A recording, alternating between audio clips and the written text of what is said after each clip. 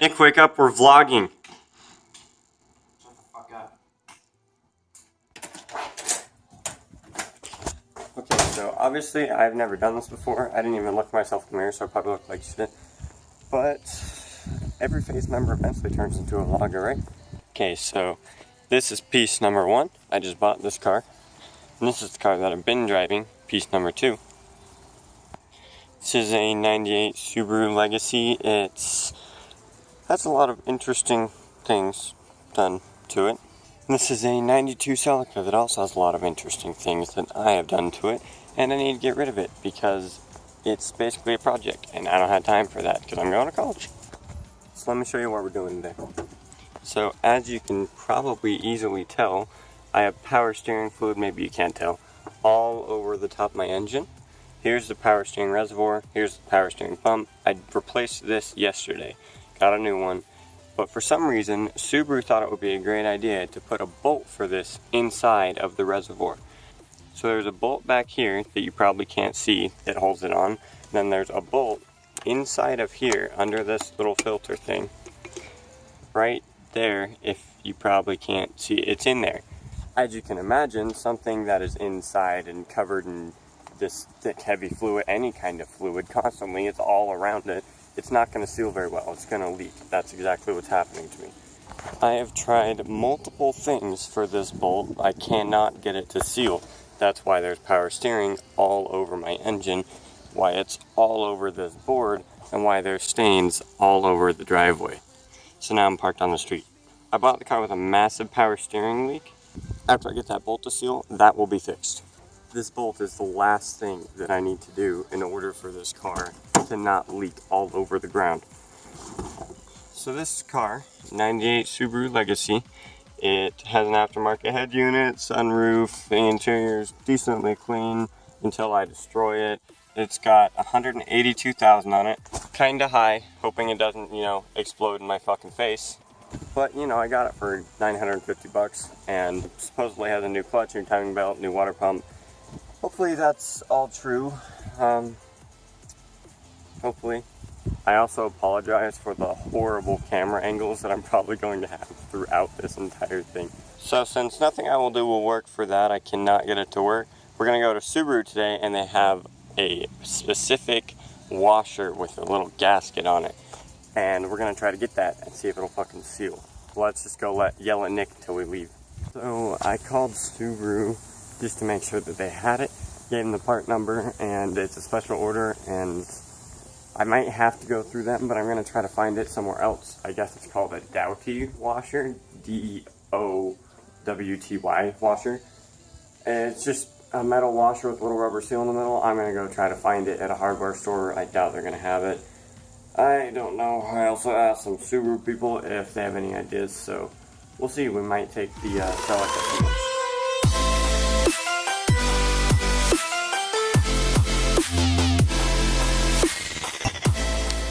Fuck off, Tyler. You told me I'm gonna vlog. I need to vlog, dude. I told you to vlog you fixing your goddamn car. Not our entire day. This is part of it. Dillard's is part of it. You heard the man. We're going to buy pants. 3, 2, 1, go. I'm going like straight down. Is mine the one taking it wide? Yeah. Oh well, I lost. We got some pants. Okay. I called the Subaru dealership and they ordered a couple things in for me. So around 3:30 or so, it's like almost 2 I think now. I can go pick them up and hopefully sell the power steering. While we wait for the rubber gasket washer thing to come, we have a couple things we can do on the car. It has an interesting exhaust system on it. You probably can't see it. I just did some work on it.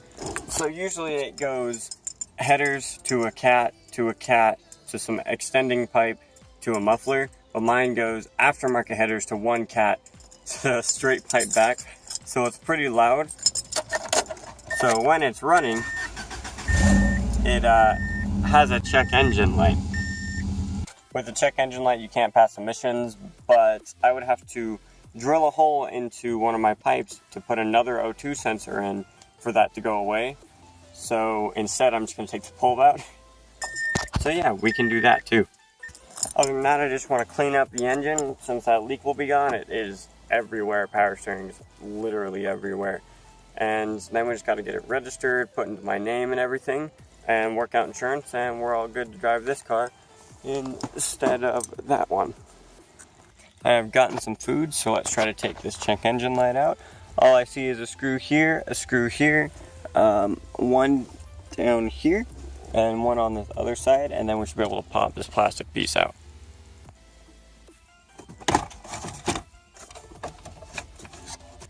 Take this microphone off. Alright, so we gotta unplug these plugs on every side, and then we should be able to pop it out. Normally after that, there'd be a screw here, screw up here again, and screw right here, but I apparently am lucky enough that this is already unscrewed, so should be able to just kind of pull it forward, and then you can flip it to the back side to look at it. I actually ended up taking mine out. It was pretty easy. Plug there, plug there, plug there, plug on this little blue thing under my finger, and now we just have to get to the check engine bulb. It was the light. You'll want to remember where it was. It was right there. If you don't remember, you can plug it back in, turn the key, find out. Mine's right there. So that's right on the back. Should be this bulb right here. You just twist it and pull it out. And there you go. Should have no more check engine light. Don't do this if you want your car to actually tell you when it's broken. Put the bulb somewhere you can find it again so you can put it back in. And I am going to clean this up and throw it back in. Just reverse how you took it out. Pretty simple. Thing is back in, so just make sure everything still works, except the check engine light obviously doesn't turn on. But I'm gonna make sure my speedometer and everything works. The tachometer's working fine. Speedometer is working fine. Subaru still hasn't called me, but another thing we can do is sand or grind off this rust to try to make it a little bit better.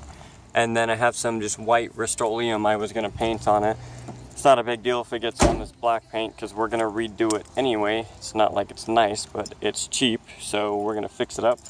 And then the roof also has some rust spots, but we're going to repaint that white along with the hatch. But I think I'm just going to wait on this so we can get power steering done today and not worry about the rest. Another little thing I forgot is I make this squeaking noise when running. I believe it is my clutch fork down here.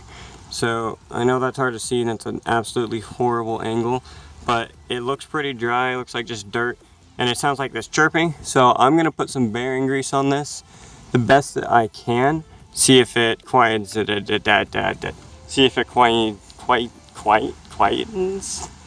makes it quiet again. We are running down to Subaru to get the washers for the power steering, so see you in a bit. I put the new bolts in. You just take out the cap, take this little filter out. It's right there, if you can see it, kinda. And unscrew that, pull it out with pliers, or at least that's what I did. You could also use a little magnet tool if that's easier. And then just watch this side right here to see if it leaks through. And so far, so good. But I'm going to fill it up with fluid and we'll see. So this car uses Dextron 3 ATF fluid, automatic transmission fluid. So for whatever reason, this one says it's for vehicles requiring Dextron 3, but it's probably Dextron 6 because as they keep coming out with new fluids, it is always backwards compatible.